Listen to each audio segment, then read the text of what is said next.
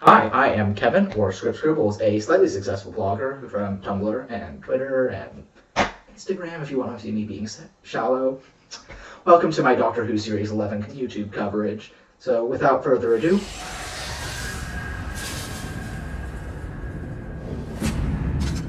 The Woman Who Fell to Earth, written by Chris Chibnall. The mission statement for this year really seems to be inclusivity and diversity. Not only do we have, on the production side of things, the very, very first people of color to write any Doctor Who ever, and not only are they writers, it's a more writer's room format, which means their input more or less contributes to the whole series, depending on how this hybrid writer's room versus British television formula breaks down, which will be interesting to learn about as time goes on. But not only is that behind the scenes, and not only do we have the amazing revelation of the first female Doctor, something that's been in the cards for a long, long time.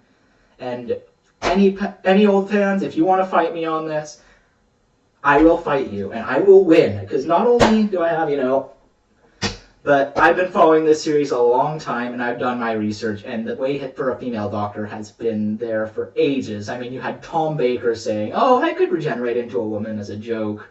You had stuff like Stephen Moffat's The Curse of Fatal Death, setting up the possibility and joking about it. And let me just get this stated for the record. Stephen Moffat was pro-female Doctor and paved the way for it unambiguously. If you don't think a female Doctor is a good idea, look at, say, Sidney Newman. He helped create Doctor Who. Sidney Newman in the 80s, when the show was kind of dying horribly, let's be real, Colin Baker's era did not work for some reasons, I would say. Abusive dynamics with Perry. His big proposal was have Patrick Troughton come back for a while for some reason and then regenerate into a woman. So the fact is, a woman Doctor has been on the cards for ages, and we are finally there. But that is not all there is to this year's diversity mission statement, because not only do we have Jodie Whittaker, but we have 3 companions, all designed by Chris Chibnall, to be different points of accessibility for a wide variety of audiences. And that's what The Woman Who Fell to Earth is really, really about. It's about setting up a diverse and welcoming world in which Jodie's Doctor can fall into. From the beginning, we have Ryan talking about a very important woman in his life. And, of course, we expect it's the Doctor. And it's not. That's the thing about this episode. It's about the people in it, not just the Doctor who impacts it. He's talking about his nan, Grace. And there we have the really clever twist of this episode.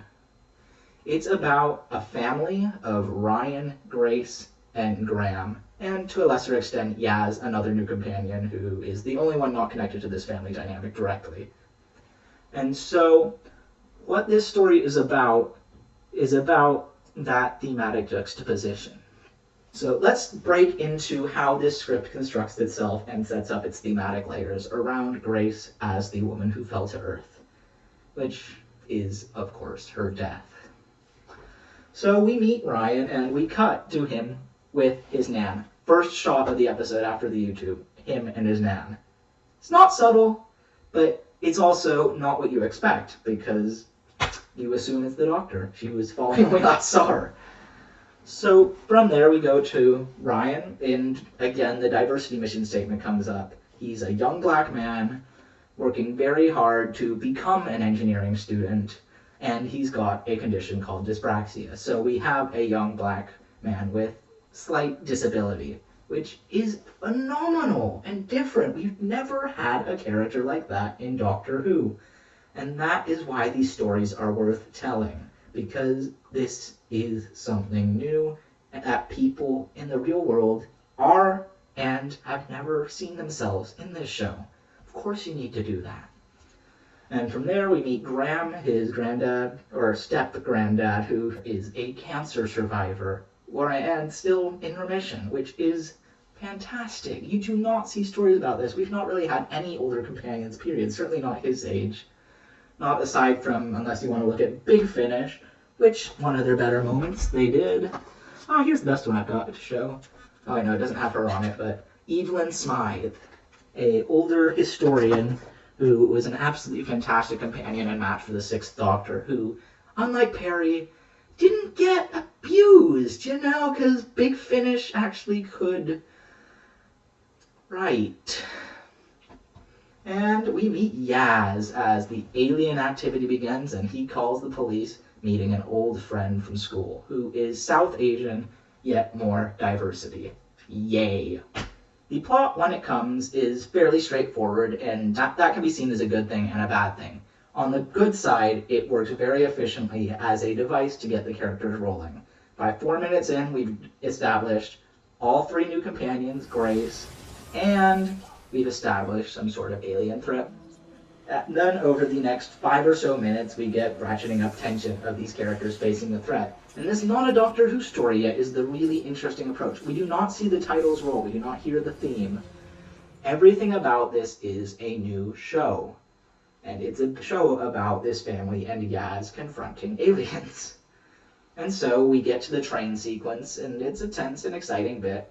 And finally, from the sky, the Doctor crashes in and everything changes. It's like that teaser trailer we got, the really weird one with the pizza, and it's about how the Doctor crashes into ordinary people's lives and how that impacts them and how they get whisked away. That's really the recipe for the show from the beginning, when you had 2 school teachers investigate a box in the junkyard and find the great spirit of adventure that also got them nearly killed on a regular basis.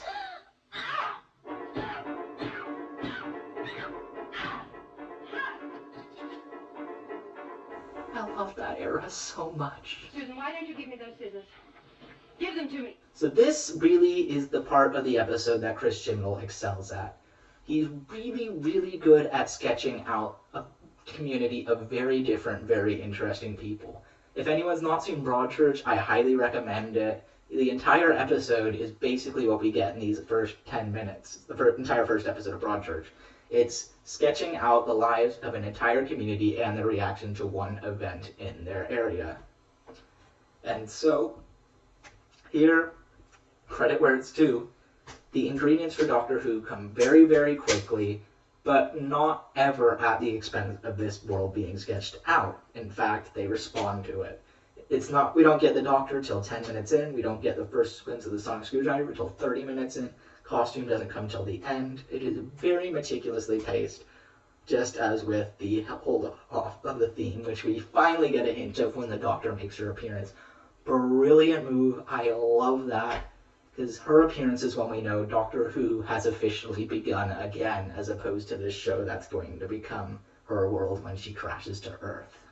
So, from that, we get some very interesting thematic layers as the alien threat is developed. We have an alien threat developed based on recurrences of trauma and grief, sort of. What we have is a creature that has stolen people's families. We get Rahul, who is a character who doesn't get the best showing in this episode. I would say his emotional stakes are very shafted, and we don't actually find out what his deal is till more or less... Where's my sister? He dies. Which was not, for me, the best creative choice. But what it does offer is a very pointed exchange about halfway through the episode regarding his sister. You knew what he was doing when it killed him? She was his family. And what we can see in that exchange is the exact same dynamic we get later with Grace and her inability to let the same thing happen to Ryan. They said I'll climb up. I don't want you doing that. Graham, Ryan's in danger. We don't have time to argue. Grace knows full well she could die, but she doesn't care because Ryan is in danger, so there's no time to argue. And there we get the episode, really. Its heart is in saving families, and in the lengths people go to do that. Don't let anyone else go through this.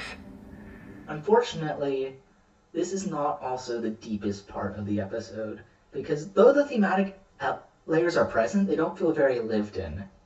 The dialogue itself of that exchange, like I mentioned with Rahul, that foreshadows Grace, it does foreshadow it, but it also doesn't feel very detailed or lived in or organic in a way where I feel like Stephen Moffat in particular was very much about those structural shell games and emotional moments feeding into each other and reflecting each other, even without on the surface being the same thing. And correct me if I'm wrong, but I'm not sure anyone really felt much when Grace died. And it's not really the most effective emotional beat. I mean, it didn't even come off as much of a shock for me. Chibnall, as everyone knows and has joked about at length, was really, really anal on the promotion. We do not know much about most of the episodes. We still only have 2 other titles, The Witchfinders and The Ghost Monument. And one of the few things you do always know is who the Doctor and the companions are. We knew that the companions would be Graham, Ryan, and Yaz. And unfortunately, Grace isn't one of those. So the more and more she's sketched out as a character who could be a companion, who's warm and friendly and loving the adventure too much for her own good, the moment you see her start to push the limits of what could be safe, you know she's going to die.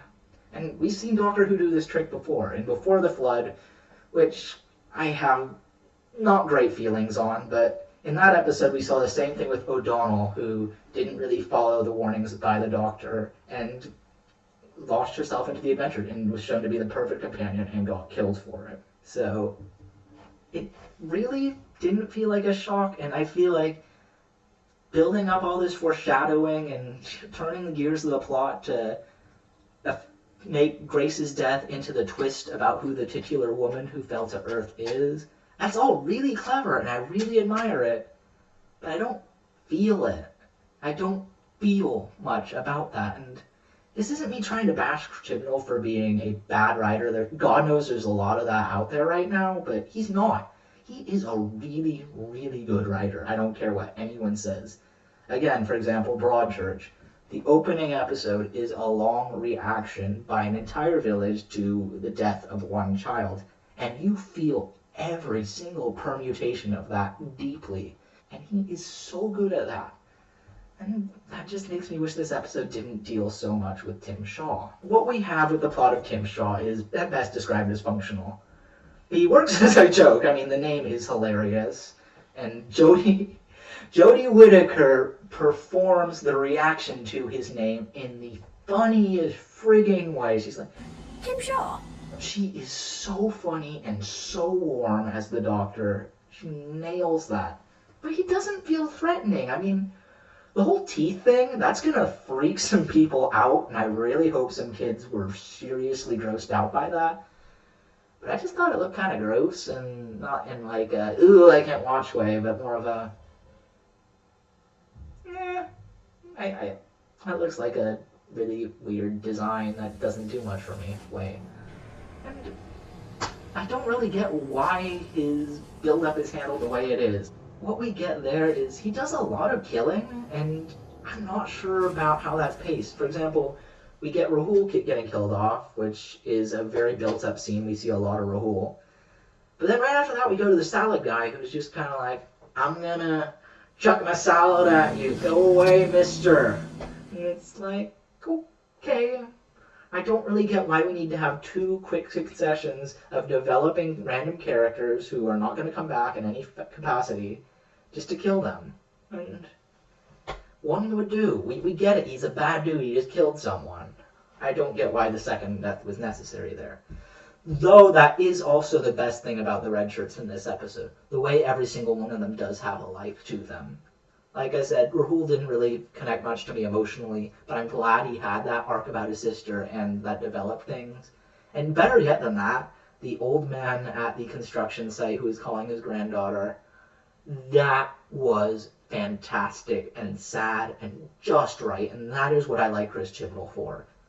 I mean, I'm not going to be one of those people who says, Stephen Moffat didn't care about character. He did. That's why everyone hates Hellbent, because it was all about character. People like me and you. We should say things to one another. And I'm going to say them now. That's why it was a good episode, too. Anyway, the point is, Chris Chibnall is really good at developing an immense number of characters, all of whom have ordinary lives, and then tearing those worlds apart.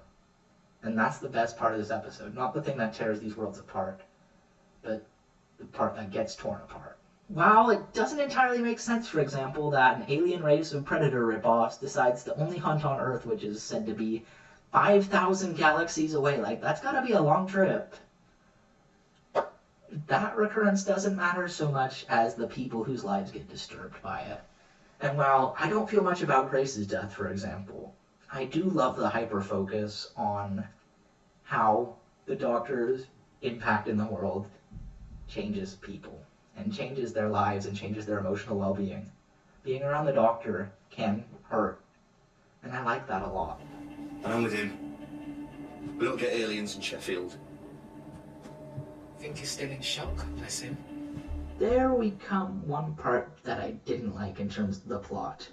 Carl, the hapless victim of Tim. The thing about Carl is he feels like a mean-spirited joke.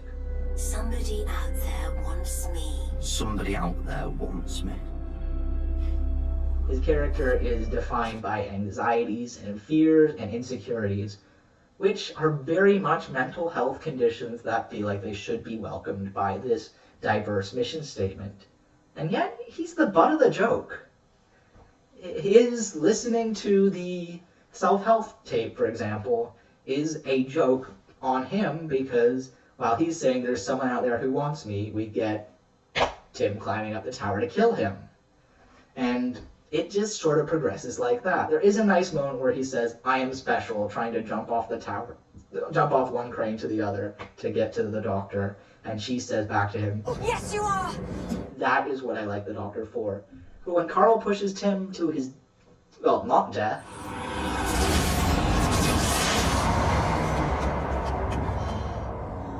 I am important! You had no right to do that.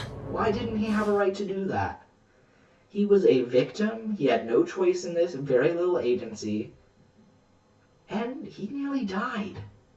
He would have been terrified. I mean, he's already terrified. He mentions he's terrified of heights and is only working this job because his dad runs the company. Can you imagine that? Being terrified of heights and working in a crane. That's just not fun. And so yeah, he pushes an alien that specifically wanted to hunt him and kill him. I don't like the moral condemnation of that. That doesn't sit right with me. I know the Doctor can be really, really judgy on morals. I mean, make the foundation of the society a man that never would, he says, having done so a number of times. But it doesn't feel right to be using a character with anxiety and mental health conditions as that target. It feels out of keeping with this mission statement, as does, for that matter, killing Grace in the first place, which, while perfect for the theme of disrupting people's lives, you're killing a woman of color there. There aren't that many on TV, and it is absolutely affringing, because her death is done to impact the two men on the show. Yaz has no connection to it. The Doctor has no connection to it. And that is problematic. I'm not going to say it's bad, but it's problematic. And yeah, frankly, the Carl plot made me uncomfortable. But while the micro aspects of the plot, in terms, they were plainly plotted but didn't always satisfy me, the way the show itself has come back is wonderful. This is what I love Doctor Who for. The way we get the sonic screwdriver introduced is perfect. I love her going DIY with it. It's fun to see her melt down spoons and grab crystals out of the baddie's tech and just be like, whoop, that goes in there. This sonic screwdriver is so fine, they made two toys. God knows why, but this one bends. I don't know how you can melt spoons and make them bend, but it's a great sonic screwdriver, and I love seeing her have to build it and prove her ingenuity. And then the reveals are paced. As I mentioned previously, sonic screwdriver comes at the exact midpoint of the episode, 30 minutes in, and we get the costume revealed right at the end, which is always the best place to put it. Now, I'm not entirely sold on the costume reveal as it's placed into the episode. It feels a bit tonally jarring, following immediately after. And I should have gone. And Grace should still be here.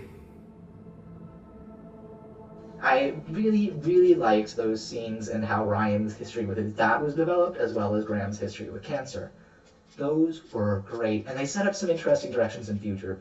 Maybe we'll meet Ryan's dad in future, and maybe in future we'll see Graham trying to act on his wish to die in Grace's place. Those offer drama, and I'm so here for that. But from there we go straight into a happy, funny scene of the Doctor trying on clothes, and it's funny. She's such a funny woman. But I'm not sure that's the best mood to follow up with. Overall, this is a remarkable episode in quiet ways. It's diverse. It has its eyes on the little places. One of the most meaningful moments to me was where Yaz asks Ryan when they're climbing the cranes. Are you alright with this? Because if it's a problem, you don't have to do it. That means a lot. It's okay to not be capable of doing everything. That's why I didn't like the Carl plot, because some of it felt like it was judging him. Though, that also led to my favorite moment in this episode, where the Doctor really reminded me why we need heroes. When Carl couldn't jump down to her, and was stopped the one time he finally got up his courage, she jumped to him. And it was spectacular. And she was, in that moment, indisputably the Doctor. And so here we get to the cliffhanger, which... it's Doctor Who. It's Doctor Who straight out of the 60s. The Doctor screws up the teleportation and accidentally takes Yaz, Ryan, and Graham straight into space with no spacesuits, no ship. It's like seeing that TARDIS take off for the first time in an unearthly child. You don't know where it's going, you don't know what's outside, and you don't know what it could do to them. Except without even the safety of that box, which honestly wasn't that safe back then. Because you didn't know what it was or if you could trust the guy driving it. It feels threatening. It feels exciting. We really could go anywhere and anywhen without the safety of a comfortable icon like the TARDIS. I love that. And it shows that Chris Chibnall has a strong vision for where Doctor Who could go, focused on these people's lives and the impacts made on them, and the great spirit of adventure that comes along. It is right out of the heart of Doctor Who from the very beginning. And so any niggles I have with this episode, I am so sold on this direction and will absolutely be here next week to enthuse about episode 2. So overall, I give The Woman Who Fell to Earth probably about 6 or 7 out of 10. But overall, my hype for this series is through the roof. Thank you for watching. See you next week.